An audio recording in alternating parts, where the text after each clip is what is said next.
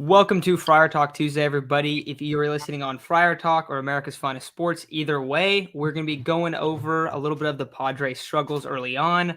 Going to be talking a little bit about what the best lineup looks like for this Padres team.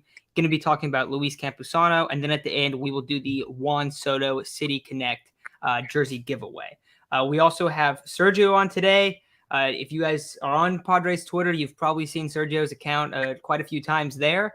But Sergio, what are you feeling right now about this offense and where are you at with this team currently? Let's call it a 5-game blip. It's a 162 game season. Let's not apply NFL one game, it's the end of the world, they lost logic. Let's, I mean, this is not last year's team. Last year's team did have a bad starting pitching staff, an exhausted bullpen, and 2 stars and a bad lineup around them. They have a lot more talent, and they're maybe the biggest panic point is the Dodgers are that good. Yeah. The Dodgers are they're really good. That is definitely going to be everyone in the NL's biggest panic. I'm not very scared. Yeah, Sergio, you mentioned it. Kind of a 5-game blip. Offenses, baseball in general, every single team. It's a 162 game season. They're going to have their hot points. They're going to have their cold points. The Padres, surprisingly, I don't feel I've had their crazy hot streak yet, where they win, 8 to 10 in a row, something like that. But I feel like that will happen eventually with Fernando coming back. Juan Soto is doing really good, hitting 300, like 890 OPS since joining the Padres. Really, the only struggles have been, there's been a few struggles with Sean Manaea, Joe Musgrove, Manny Machado, Jake Cronenworth at the plate. But all these guys have a history of being able to succeed at the highest level. So hopefully they'll be able to turn it around very soon. Still around 50 to 55 games left. So hopefully the Padres are able to get, around 29 more wins. 29 more wins is the mark that we want. 90 wins by the end of the season is going to be perfect. So I'm not worried about these struggles. Of course, you get swept by the Dodgers and you lose the first game, putting up 0 runs against the Giants. Yeah, there's reason for worry. If you're worried, sure, it's warranted, but it's a 5-game sample size where you have a bunch of guys that haven't produced in that 5-game sample size who normally do produce. So you can feel safe saying that they're going to bounce back. Yeah, and I'm totally with you guys. I mean, if anyone that's on Padres Twitter has seen that, like, the sky is falling recently, and people have been really, really upset about this team. Now, from my point of view, I've kind of maybe taken a little bit of time off from Twitter just because of how much of a nightmare it's been. But I do think that anytime you get shut out 2 games in a row, it kind of people like to hit the panic meter a little bit. And I get the frustration. Like, from a fan watching standpoint, it's brutal. Like, that's literally as bad as it gets. Like, I'd rather see a pitcher get rocked than see your team get shut out on back-to-back nights. Like, that is that bad. Now, I think that where this team is at and how good this team is being heavily underrated right now. Like, people are acting like this is still a bad offense. Now, are there still holes in the lineup? Yeah, times there are. You have Ha-Seong Kim. You have Austin Nola right now with Jorge Alfaro out. And you have Trent Grisham that hasn't been hitting well. Will Myers also has not put up any numbers at all this year, basically. So you have a few spots where it's pretty rough. But when Fernando's back, you're going to have, what is that, 4 guys with over 800 OPS? Wait, 5 guys. 5 guys, yes. So 5 guys with over an 800 OPS. And really more like guys that are around 900 than closer to 500. So you're going to have a star-studded lineup. Now, even without them, I think this is kind of, we've seen a couple bumps in the road, but I'm not super concerned, like, in terms of the struggles.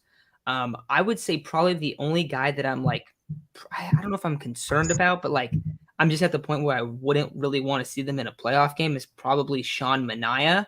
But when the guys that have kind of got like the finger pointing lately have been Manaea, Musgrove, Machado, and Cronenworth. So, Sergio, I'll go back to you, but out of those 4 guys, how would you rate like the I don't know, like 1 through 4? Who are you most worried about? Who are you least worried about out of those 4 guys? Because I feel like they've got the majority of the finger pointing for the struggles lately.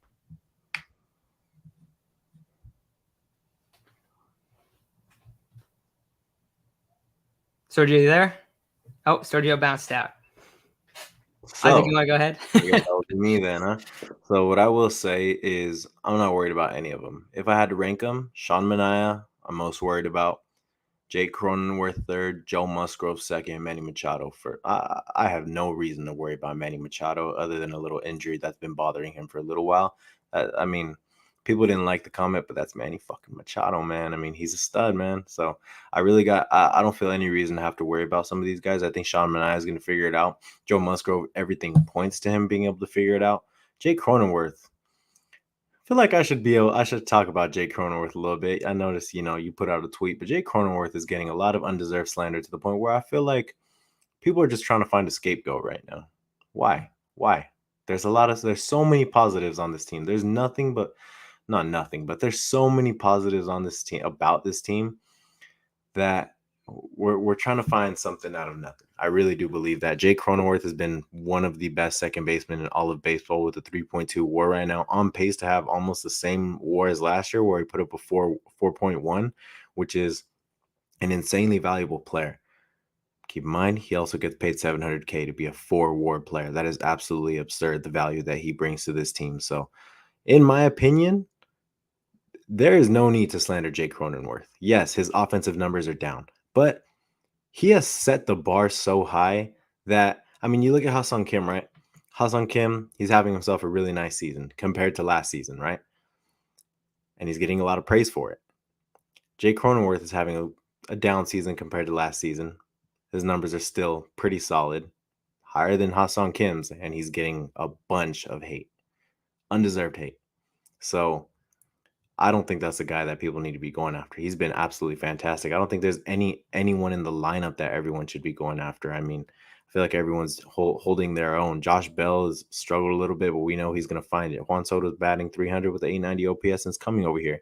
Manny Machado, even if he's only, hitting has a 750 OPS in the last 30 games, whatever it is, the guy plays a Gold Glove defense and is playing through a pretty bad injury. It looked horrendous when he injured that ankle, and he's playing through that. Everyone's holding their own right now, so I don't think there should be a scapegoat. Yeah, and I'm there with you too. I think Cronenworth, Miles said right here, a certain scapegoat is no longer with us, so Padres Twitters need someone to blame. That is literally perfectly said, and I was thinking about that too. Like that's definitely a lot of it. Now, when I'm looking at the team overall, I feel like there's not like you can look at it and say, okay, 5-game losing streak. Oh, I don't think Sergio can hear us now. But you can look at it. You can look at it and you can basically see, okay, 5-game losing streak, no offense. But one thing you can do is you can take a step back and you can go, what were the 5 games prior to the 5-game losing streak? You want to know what they were, Isaac? 5-game winning streak. You're 500 over the last 10. Now, have the last 5 been very rough? Yes, 100%. I'm not saying that's not the case, but 5 games in baseball is like an insignificant sample size. That's basically like playing half of the NFL season and making like your assumptions after half of it. So I don't think I think the finger pointing has gotten out of hand. I think for Cronenworth, we've already known that Cronenworth is a streaky hitter. We kind of know who he is. So for me, I feel like it's being a little bit overblown. Machado, I'm not worried about Machado. He had a little bit of a slump over maybe like the past week, but it really hasn't been that bad. And people have we end up looking at the numbers. He has like in his last 15 games, he has almost like an 800 OPS. It's like, all right, that there's no reason to panic at all. But I think Cronenworth is getting slandered for absolutely no reason. Since he came into the league, he's been one of the top second basemen. His numbers are not that far off from where they were last year, like a little bit, but his OPS plus is still 112 right now. So it's being a little bit overblown. Now, I think Cronenworth gets a lot of love when the team's doing well just because people like Jake Cronenworth. So there's going to be a lot of hype there. Maybe a little bit more than I guess his playing gets, right? Like he doesn't make a lot of money. It's more of it's like house money with Jake Cronenworth. He's a thrown in a trade and he makes $500,000 and you've got 2 all-star years out of him. So it's like, okay, yeah, of course he's going to be a fan favorite and you're going to freak out about him. But I definitely think that it's kind of being overblown. So Sergio, I see that you're back. We were talking about the Sorry. 4 guys that have been struggling a little bit. So are you there with us now? Yeah, I'm fine. Look, I'm slightly concerned on Machado clogging the bases because I don't think he's running well. And it might be a little affecting his offense. But I don't think you have the luxury of saying, hey, Manny, take 6 days off and get the ankle right. We're just going to have to ride it out. And on Cronenworth, we just say the guy is streaky like hell. I never understood why he's so streaky because he makes contact. The approach seems fine. Maybe he's a little too uppercut in the swing, but I've never understood why he can do these 10-day streaks where he's amazing, then be in a slump like it just he can go up 70 points on his OPS in like 6 days. And I still think he's going to finish 775, 800 for the year. And we're going to say, oh, he had a good year. So offensively, it's a blip, but it's painful when you're going through it. Yeah, I mean, this is the worst part of the season. Oh, sorry. Oh, yeah, please. Go ahead, Isaac. Yeah. So I was saying this feels like the worst part of the season so far, especially because you just got Juan Soto, Josh Bell, Brandon Drury, Josh Hader, and it's like, all right, I expected more than this. Like, but in reality, yes, we did all expect more than this, but we know this is not the reality of this team. I know the struggles they're heavy. They're heavy. I mean, we haven't scored in 23 innings, whatever it is, something like that. 21 maybe, I forgot. Yeah, that sucks. Had some runner in scoring position. Yesterday we were a little fingertip away from going into extra innings, and I would assume winning that game against the Giants. I mean, that kind of sucks. I mean, it's a game of inches, so we just got to see. We just got to see how it's gonna play out the rest of the series. I truly think they start getting it done today. I think today they start getting it done and being the lineup that we know they can be. Joe Musgrove on the bump. No better time for him to bounce back from his, past, rough past couple games. No better time for him to come back and be the no Joe that we know.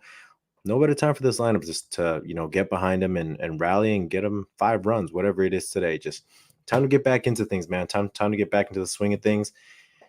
I saw something talking about Fernando earlier. Why haven't they activated him? Simple. He needs a little more time in the minors. Needs to get his swing back. Takes people quite a little bit of time to get their timing down and get their swing back into Fernando form, I guess you can say. August 15th, around that timeline, seems like the estimated return date for him. But maybe when Fernando comes back, they'll be able to take Manny off his feet a little bit more, whether it's plugging in Kim at third or Drury at third, whatever it is. Hopefully they'll be able to take Manny off his feet more because, the injury is definitely affecting him. So, very excited for Fernando to come back for sure. Oh yeah, absolutely. And I don't know. I feel like we're talking about the struggles a lot. So I did want to bring this up. You bring up Fernando. We talked that the offense isn't really clicking. So for kind of this second topic here, I was thinking we could talk a little bit about the Padres lineup, and we could go through it, and we could build what our ideal lineup is. So we'll go 1 through 9 in that. Anyone in the chat, send over your lineups 1 through 9 as well. But Isaac, Sergio, we can start with this because before we hopped on, we were talking about this a little bit. But Fernando's back. First question: does Fernando hit leadoff or does Profar hit leadoff?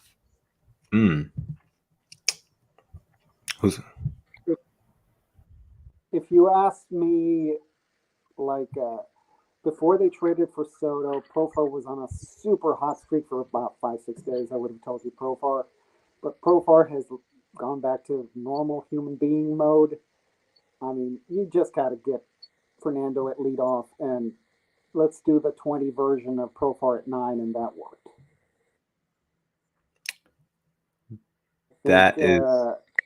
You just have to put the 3 stars, give them the most amount of at bats, and let's do Fernando, Soto, Machado, top 3, Bell, Drury, Cronenworth to 6, and that's the lineup, man. And the bottom 3 you'll have Profar at 9, and 7 and 8 are catcher and And Right, another right, one. right. Hmm.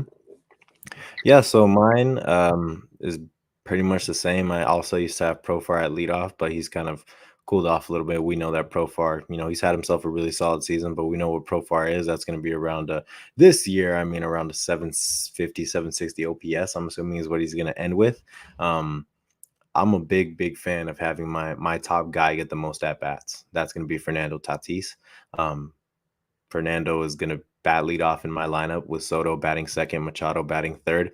I just truly believe that those three guys at the top of your lineup should be getting the most at bats, and they're gonna. I think they're gonna produce.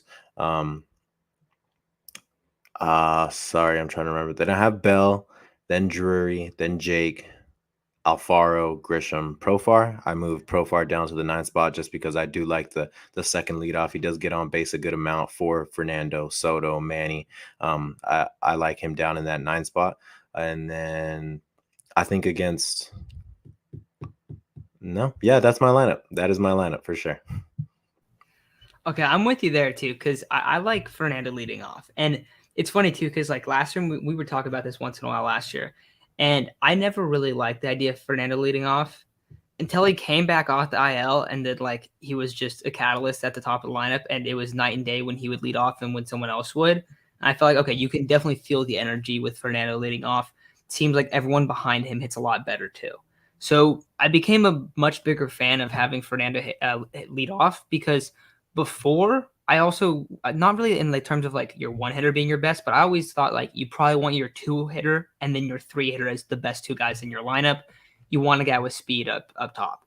So up top, you literally have a 5-tool player. You have a guy that because we were talking about this too, me and Isaac a couple days ago.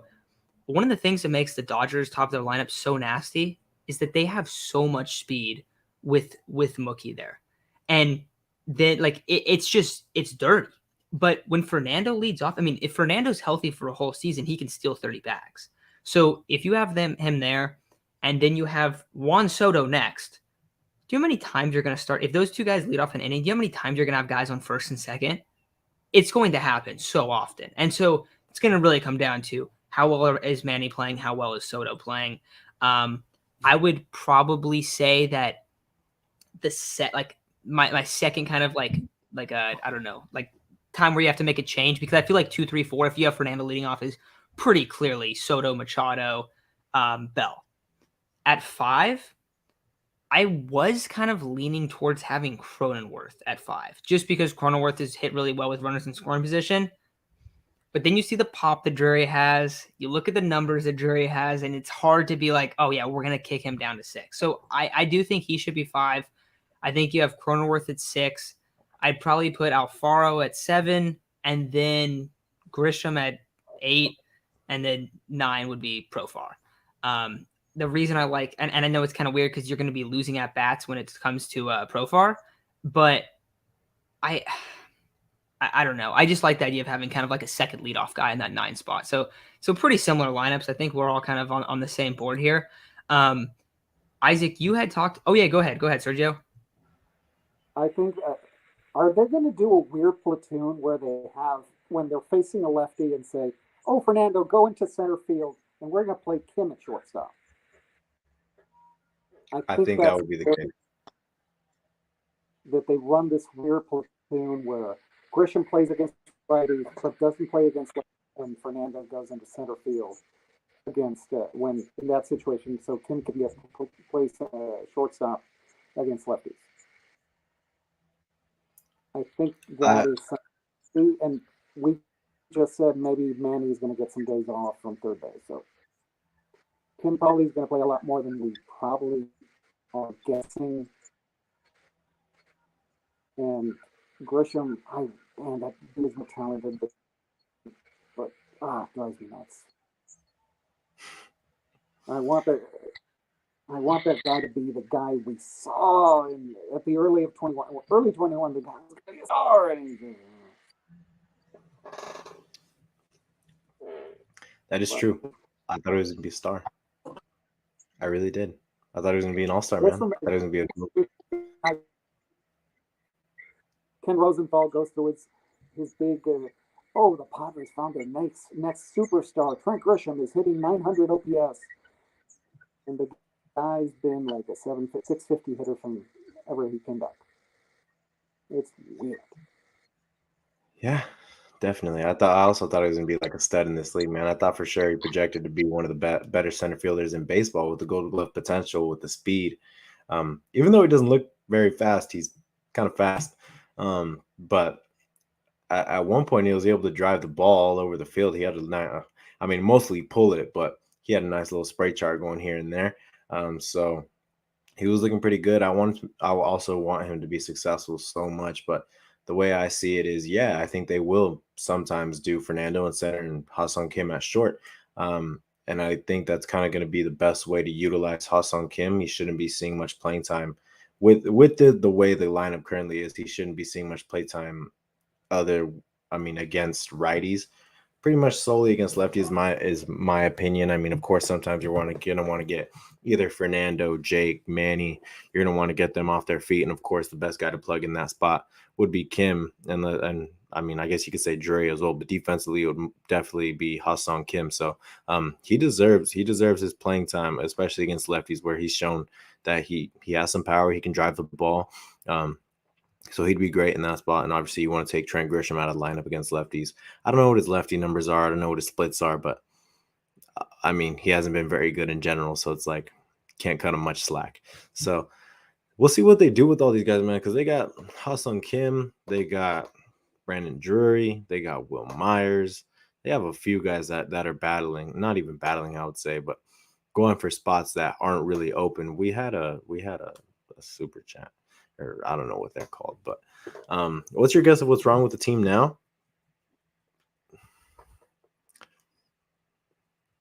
I don't know. I think it's, I don't know. I feel like part of it's an adjustment period. I just think that it's way too small of a sample size to like determine that there's something wrong. Like, okay, if we look in a week or 2 weeks and it's the same deal where there's absolutely no offense, then I think that's when we ask the question. Now, I get that they're in a playoff push and they're trying to do that, but it does seem pretty tough to kind of determine, oh yeah, like they're screwed up, like there's a bunch of problems. I think it takes a little while to gel. I don't think that you can expect a team to just immediately flip the script. And we're talking about 5 games.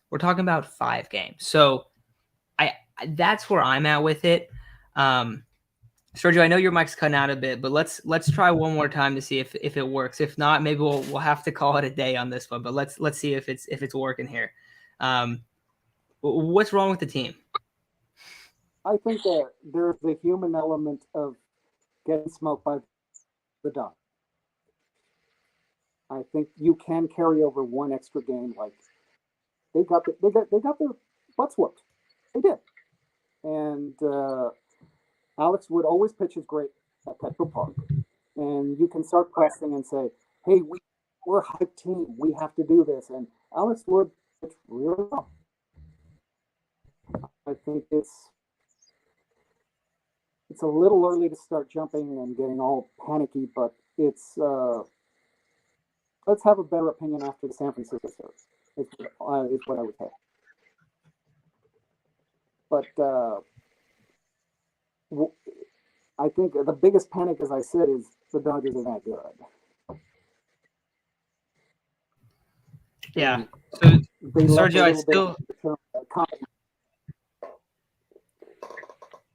I still can't hear you. I still can't hear you too well. So I think we'll take you out of the stream this time, but we'll try to reconnect and fix these technical difficulties for the future so it doesn't come up. But I do want to say thanks for coming on, man. It's hard. It's breaking up a lot. So appreciate you coming on though, Sergio.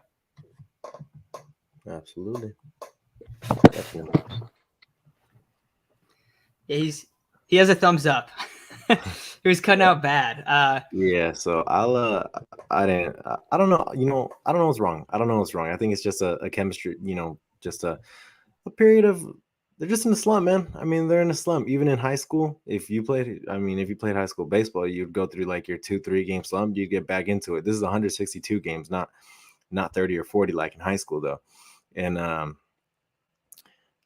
you would have those slumps, man. You're gonna have a 5-game slump. The Dodgers have gotten swept by 2 pretty bad teams, and they're the best team in baseball. So you're gonna go through those little periods where I mean, you're just not gonna play your best baseball. But I think one thing that kind of stood out to me, and it always stands out to me against the Dodgers for some reason.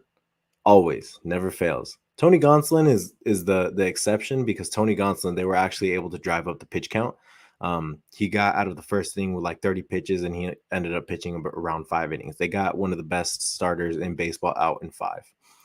The thing with the Dodgers is they were able to get Sean Manaea out in like 3, something like that. Mike Clevenger out in around 5, and then Yu Darvish out.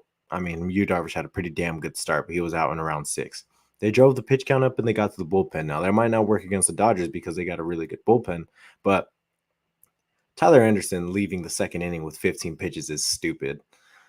I forgot how many pitches Andrew Heaney went, but I mean, reality is, in a playoff series, in future series against the Dodgers, it's not very likely that Andrew Heaney is going to be pitching having a meaningful start for the Dodgers. It's more likely to be, especially in the playoffs, Clayton Kershaw, Walker Buehler, if they're able to get those guys back. So just being able to have those good at bats, man, foul off a lot of pitches, have good discipline at the plate. I think that's where the Padres have been struggling lately.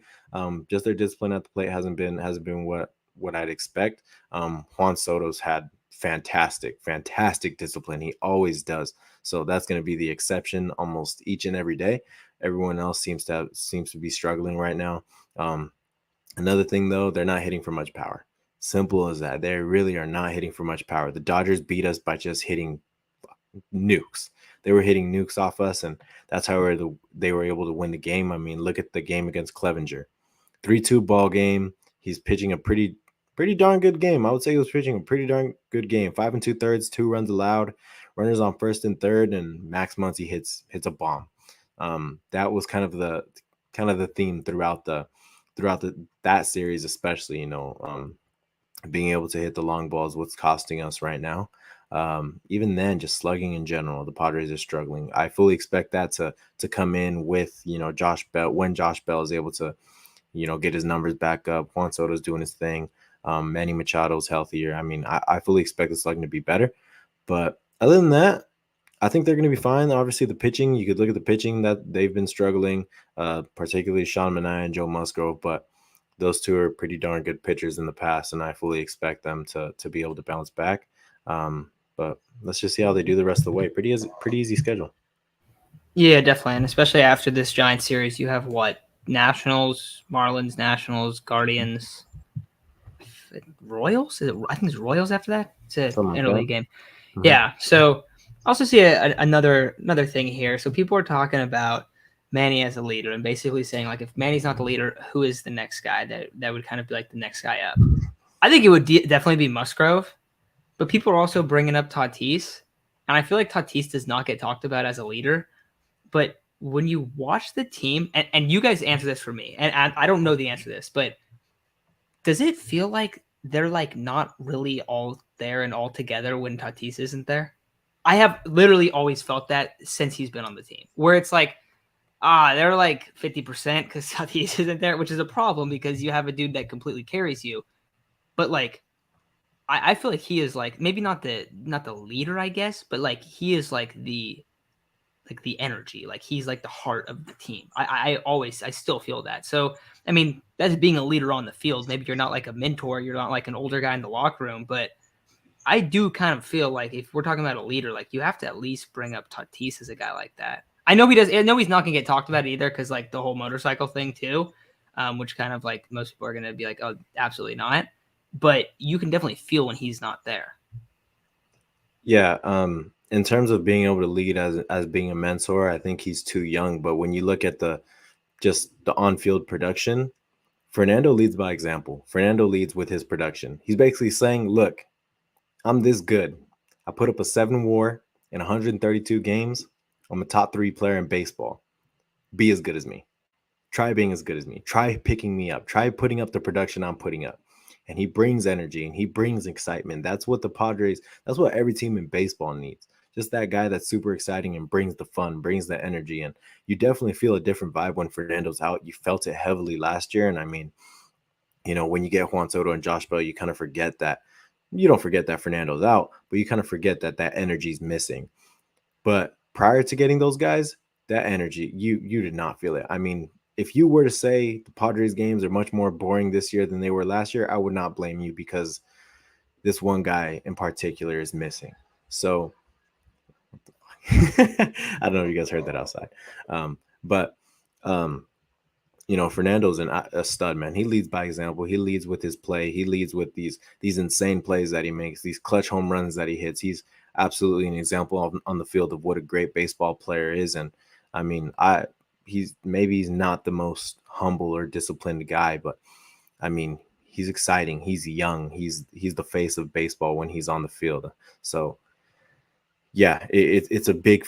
You notice when Fernando's gone, for sure. Not even just on the field, but in terms of energy and everything. Yeah, and that's why I think like you did feel like a little bit of a spark when you go and get oh, you're echoing a little bit, when you go and get Soto and Bell, but I definitely feel like that's kind of like the next thing. But I don't know. Yeah, I see people talking about the Machado comment. I don't know what you think. I was not the biggest fan. I'm not gonna lie. Little odd. Do you think? It was weird. It was definitely pretty weird. Especially because I've never heard him say something like that. Not at least not in his time with the Padres. I kind of just think that, I don't know if, like, I feel like even though players don't act like it, I feel like they do see stuff in the media. I feel like they do see all this kind of stuff of, oh, this team's struggling because this guy's not doing this. And I feel like one of the guys that's kind of been getting some heat is Manny Machado. So maybe his ego did get to him a little bit, because he's just trying to prove a point, man. He's just trying to say, like, yeah, I'm Manny Machado. Like, I'm a good baseball. He is a damn good baseball player. Yes, he's been struggling. He's a damn good baseball player. That's not really what you want to hear your leader say. I mean, something as simple as, because we're a good baseball team and we got pretty good players over here. So I fully expect us to be able to bounce back, and we're getting this guy that has like a 7 WAR coming back. Something like that would have worked too, but I feel like that was a little bit of a weird comment, seeing how we never have really heard him say something like that. But I don't want to turn my back. I mean, you can criticize him. I don't consider criticizing him turning your back on him or anything like that. But I don't want to criticize him too heavily off a comment that, maybe he regretted saying at the end of the day. Maybe it was just in the heat of the moment, because, I mean, they just got swept by the Dodgers. Obviously, him being a former Dodger, him getting a lot of slander from Dodger fans, he probably wants to beat that team really bad, man. He probably has some sort of fire that really, really, against the Dodgers. So I can imagine he was a little heated after that series. And, hearing reporters say, are you concerned? Basically saying, what are you concerned that you guys have been sucking? Basically, that's what I hear.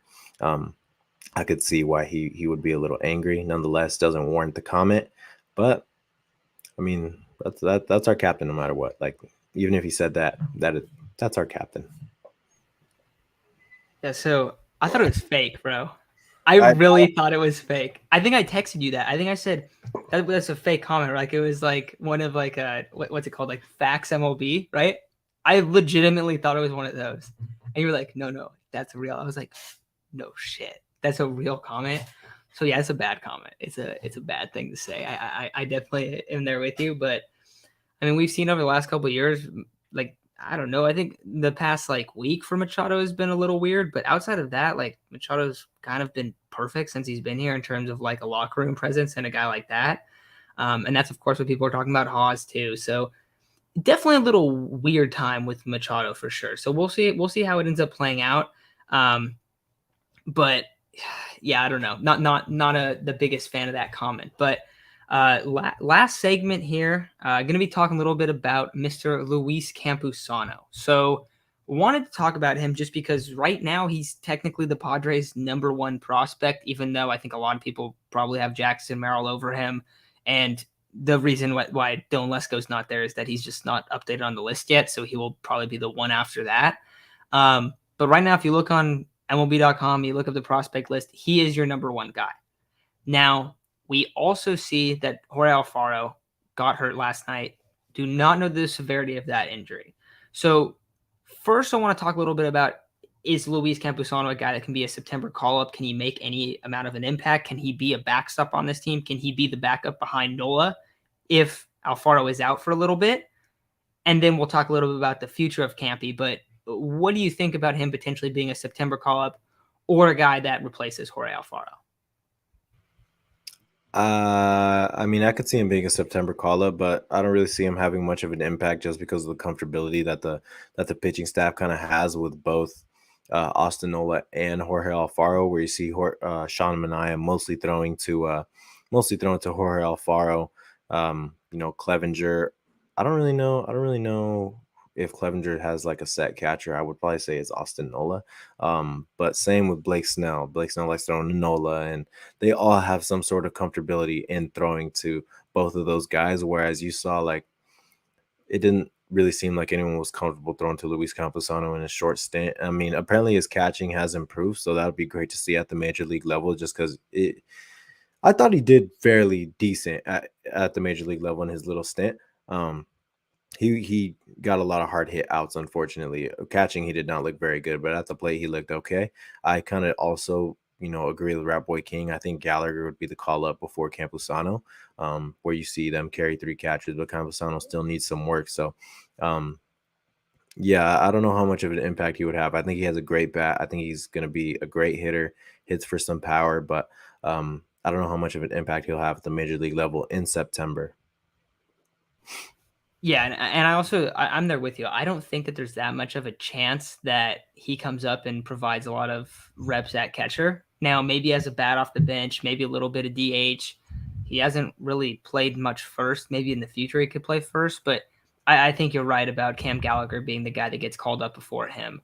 And I think that when the rosters expand, you'll probably see Cam Gallagher get called up. So I think that he's probably going to be like the next catcher up, where Luis Campusano is like one away from being like the next guy up.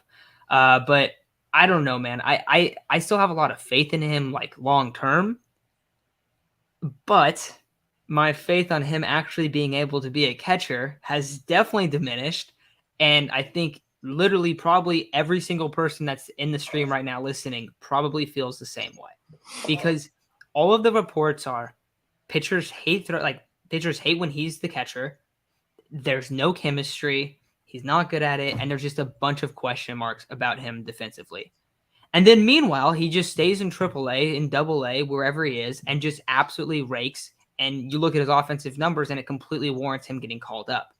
But he still hasn't got called up.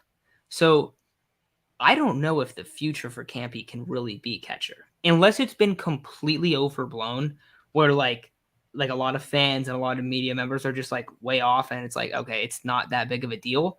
But for how much we hear about it, I think that it's more likely that we're going to see him as like a DH role.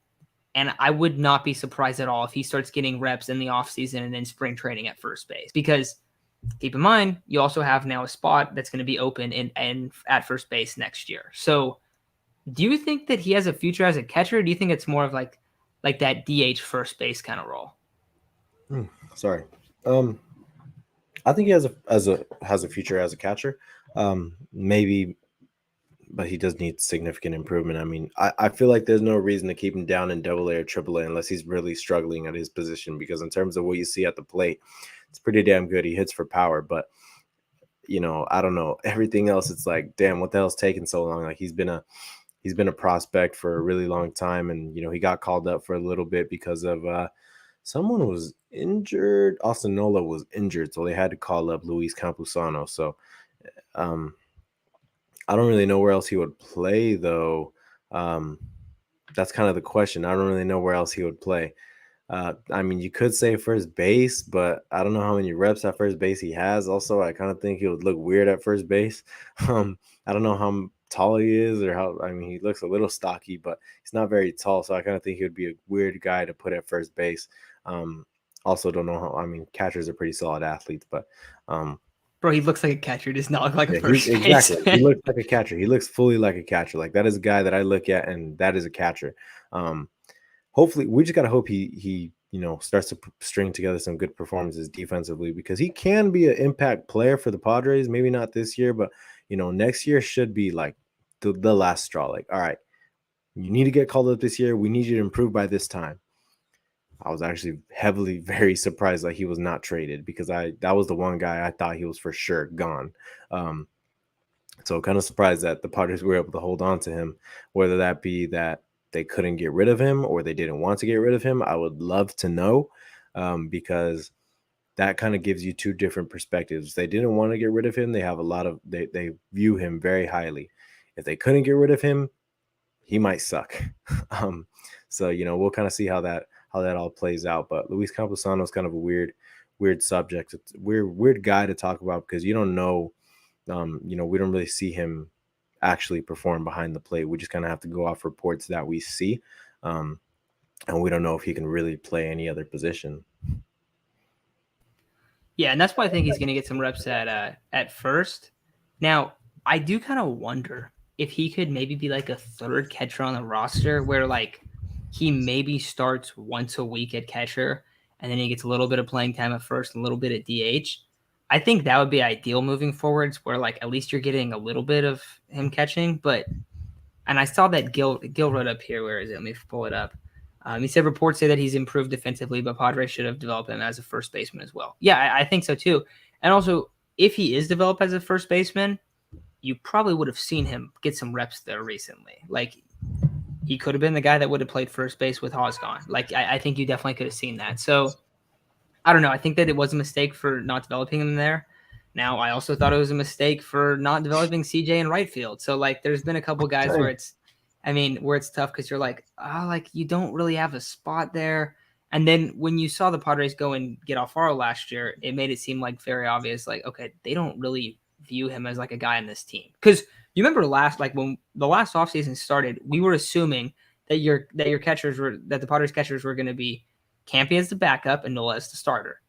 Yeah. And then they go and they get Alfaro out of the blue, and it was like, oh, they're going to keep 3? And it's like, no, they're not calling up Campy, bro. Like, they don't have that much interest in him. So that's kind of where I'm at, where it just seems tough for what his Campy's future looks like. But I don't know. It's probably all I got on him. Isaac, anything else on Campy? Any other questions you guys have? Nothing. Should we get into this giveaway? Yeah. Let's go ahead and let's do it. Go ahead and drop your name. I mean, we got to get this spinning. We'll get the spinning wheel up. If you guys remember the last giveaways we've done, I'll have to find this thing right here. Random, like, what is it? The random wheel generator. Yeah. So basically, if you guys are going to enter right now to the giveaway, we're going to be giving away a Juan Soto City Connect jersey, which will be real fun. You guys got to basically just put your username in here, and if you win, just we'll get in contact somehow, and I'll get you the size for the jersey. We'll get your address and stuff, and I'll send it to you, because I live right by one of the MLB stores, so it's really easy to do. But let me try to get this random wheel generator thing going. Drop your name in the comments. Yeah. Not your actual name if you don't want to drop your actual name, but an abbreviation of your YouTube name, whatever it is that you guys want. Yeah. Random wheel. There it is. This is not it. Okay. Let's get this going. Oh, but Isaac, what do you think about this team for the next couple of days? Because I see a lot of people are getting upset. So while we wait, you want to kind of give your breakdown? Because you were saying that you're feeling a little bit of a bounce back. Yeah, let's give it a little 5 minutes or so for everyone to get their names in, and the way I feel about this team. So obviously, like I was saying earlier, I truly don't think there's a better opportunity for this team to bounce back with Joe Musgrove on the bump, and yeah, I mean, that's really it. Joe Musgrove is on the bump today. There's 2 opportunities for a bounce back: Joe Musgrove himself and the lineup. So hopefully, we're able to see kind of sort of a big bounce back, because this team's definitely looked a little sad. It's been very disappointing. Obviously, these past 5 games, you see guys struggling up and down the lineup. I mean, I saw a stat today where Jerkson Profar is like 2 for his last 19, something like that. Jay Cronenworth's around that same area. There's a bunch of different guys that have been struggling since that Dodger series, where the Padres just look completely overmatched, and that sucks to say, considering we went into that series thinking we're just as good as the Dodgers, and I mean, we're not. We're really not. As of right now, we're really not. But that doesn't really matter when it comes September, October. All you got to do is get as hot as possible. So we'll see how they do. We'll see how they do against this Giants team. I mean, it's going to be very important to be able to take series against the Giants from here on out because they came into this series, I think, 6.5 games back. You kind of want to separate them from yourself as much as possible. You know, get them completely out of the wild card race. That way, you're not worried about another team come mid-September, late September. You want them out of the playoff race. Got to take care of business against them, and then obviously the Nationals have been one of the worst teams. Have become one of the worst teams, if not the worst team in baseball. So got to take care of business against them also. A lot of teams that we're going to be playing are under 500. So hopefully it's not the 2021 Padres where, you know, they play teams against five that are under 500 and they look pretty horrendous. This time it needs to turn around. They need to play strong baseball against teams under 500 and take advantage of the rest of their schedule. You still have a few series against the Dodgers. Those aren't really going to matter as much as we want them to. I mean, those aren't really going to be, oh man, I want to beat them because the Dodgers. It's going to be, oh man, I want to beat them because we need the wins. We need to be able to keep ground against the Braves and the Brewers and the Cardinals and other teams like that. Like, we need to be able to just separate ourselves from them because right now the Dodgers aren't our biggest worry. It's the other wild card teams.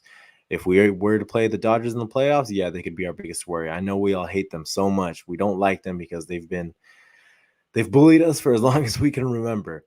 But none of it will matter come October. So we just got to get there first. That's what we got to worry about.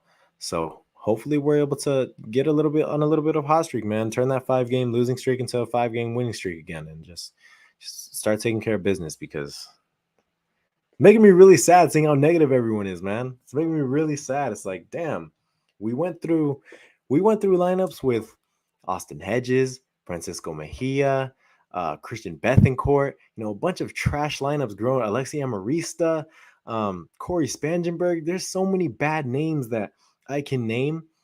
And now we got Juan Soto and Josh Bell and all these crazy Manny Machado, Fernando Tatis, and I feel like we're more negative than we were with those bums.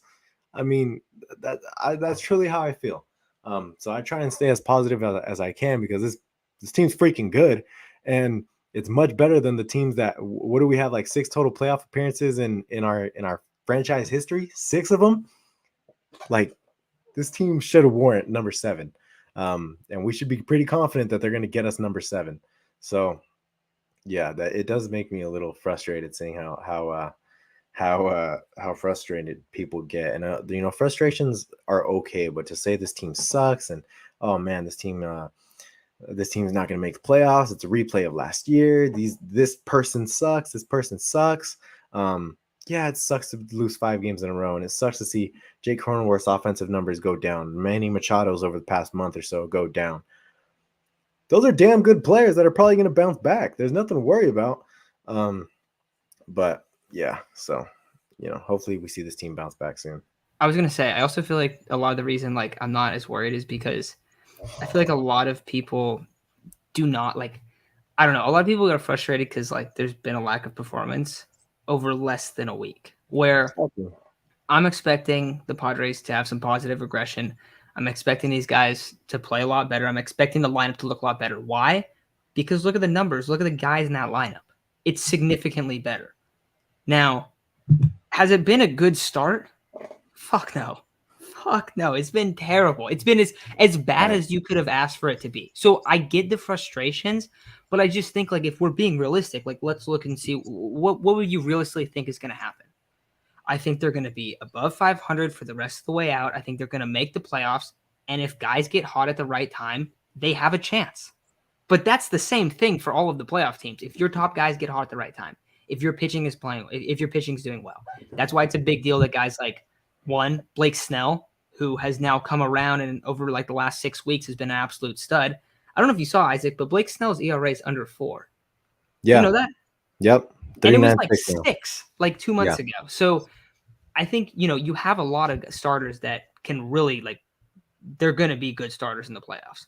Darvish has had his ups and downs in the playoffs, but honestly, he's kind of an up and down pitcher. So you either get a great start and then every 5 starts, he just gets rocked. That's kind of how he's been, at least from when I've been watching Darvish. It's typically been the same thing. So I don't know. I think that, in terms of the deadline, I see people talking about the deadline.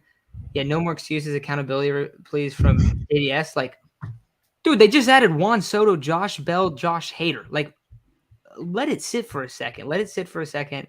Also, Isaac, apparently you look like Adrian Morahone. With the hat on, yeah, I could see it. Yeah, I can see with the hat on. Without the hat, I don't think so. But Yeah, no way. okay, so I got the random name generator here. I might be missing some people's names, so I'm gonna look through here. If you guys do not see your name, I'm gonna scroll slowly so we don't get it all jacked up. But this is like the first page of people. Give it a second, and then I will go down a tiny bit underneath Nick S. So for anyone who doesn't remember, what was it? Around Christmas time? Around Christmas time, we gave away a Brown Fernando jersey, and there was probably like 18 people in the stream. Yeah. Now there's 71, so good luck. Good luck. You guys should have went for the Fernando jersey. Yeah, good thing to talk about Blake Snell, man. Blake Snell has a 2.4 ERA, 2.41 ERA in his last 7 starts. I feel like we got slandered a little bit for saying we shouldn't trade Blake Snell. So, anyone wanna argue with me? Argue about that? Because he's been fantastic, man. Everything looks good with him. I think he kind of canned his changeup again, but everything else, slider, fastball. Hopefully, he gets his changeup back again soon. But everything else looks good for Blake Snell. That's kind of the guy that I definitely want on the bump come, late September, game 1 of any October series. I think he'd be fantastic in that because he does pitch up to par when it comes to big games. He pitches fantastic. So that's someone that I definitely want on the bump, followed by, some combination of Mike Clevenger, Yu Darvish, and Joe Musgrove. But having that one lefty of high caliber that typically does come around come second half of the season is going to be huge for the Padres pitching staff. I mean, yeah, they've kind of been down these past couple games, maybe this past 2-3 weeks. I don't know, however you want to say it, but plenty of capability of bouncing back. I'm just trying to stall until we get this giveaway going. But let me know if you guys have any other questions. I'll try and answer them while Matt gets that done. Yeah, I'm seeing. So Rapboy says he was one of those 18 early on. So props to Rapboy on that one. Steve asked if he was on. JDS asked if he was on. Yeah, JDS, you're here. I just put you as JDS third, and then Steve, you're right here. So, how you guys? Richard W is the last one I have. Chase. Oh, sorry, I was answering the question. Chase said he was moving. Jury, if he wears an oven mitt, is safe at the plate. That was actually a really funny comment I saw on Twitter earlier. If he wears that thing that Hassan Kim wears, yeah, he's probably safe at the plate. Will Myers is the only true weak link. I mean, he hits for average. He doesn't hit for much power. So, I mean, everyone knows I don't really like Will Myers as much as Matt and Chase do, especially Chase. But that's because remember when we used to entertain the idea of trading Will Myers, Chase would be like, no, don't do that. Don't do that. He's definitely come around a little bit more. Yeah. So, I wouldn't say he probably is the biggest weak link, but he's not going to get much playing time. Let's see. I think this is everyone's name. So last call real quick if we got anyone else that doesn't see their name or anything. Also, if you didn't see your name and you're just kind of like hoping that it's there, just send it. It's all right. I can we'll try. How do you feel knowing that we're missing the Patrick Corbin start? That sucks because he sucks. Should we keep Kim at shortstop? Against lefties, sure, but otherwise, Fernando's going to be our shortstop. Yeah, I think that looks like the last question. All right, let's get this thing going. I really got you on there. Okay, final question. Will the Padres score 1 run tonight? If they don't score 1 run tonight, forget everything I said about being patient, all right? Yeah, you guys can panic if they don't score a run tonight. That would be 3 games in a row. I'd panic. I would panic. I'd actually panic. I'm really hoping there's a bounce back tonight. So, GC says, "Can I play?" Yeah, GC, I'll put you in here. All right. Anyone else? Let's see. How do you get in? JWS. All right, JW, we got you in, man. There you are, man. That's how you get in. You just comment. Okay. All right. 3, 2, 1.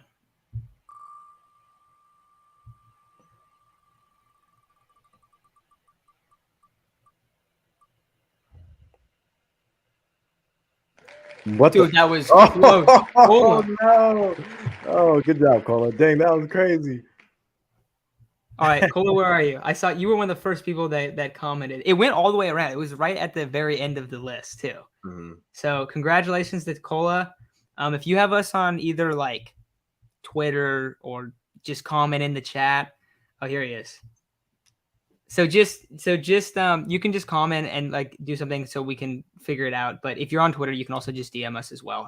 Probably the easiest way. If not, just comment on like a random old video. I'll see your comment and I'll talk to you that way. But congratulations to Cola, winning the Congratulations, man. Juan Soto. Real fun one right there. But yeah, I see JDS also came back, said you guys do a great job. We're all passionate about the team, want optimism, performance, and yeah, that when it comes to a lot of the stuff going on, like I get it, I get the frustrations. I feel the same way. If you guys had ever been in a room when I'm watching a football game, you would definitely see the passions and the screaming at the TV and all of that stuff as well. So definitely feel you guys there. My handle is respectful. Okay, there we go. Let me take a picture of that so I got you. But yeah, all right, guys. Hopefully this team bounces back tonight. We're going to be going live tomorrow, probably after the stream sometime. We're gonna have a Giants fan who actually we went on his show a while back. He's gonna link up with us as well. So I think that's probably gonna be it for today's episode. Sorry about the technical difficulties early. We were excited to have Sergio on, but I mean, we interact with him on Twitter all the time, but definitely was cutting out a bit there, so I couldn't really hear him either. So it was a bummer that didn't get worked out. But hopefully, if we bring Sergio on again, we'll work those issues out before, and now we know moving forward, right? So thank you guys for hopping on. Hopefully the Padres get some offense going tonight because I'm getting tired of watching them play 18 innings of baseball without scoring a run. So hopefully we get some of that. But overrun, final one. Flat life. They're gonna put up 23 runs to make up for the 23 innings that they've missed putting up a run. All right, there you have it. Hot take. All right, see you guys. Have a good night.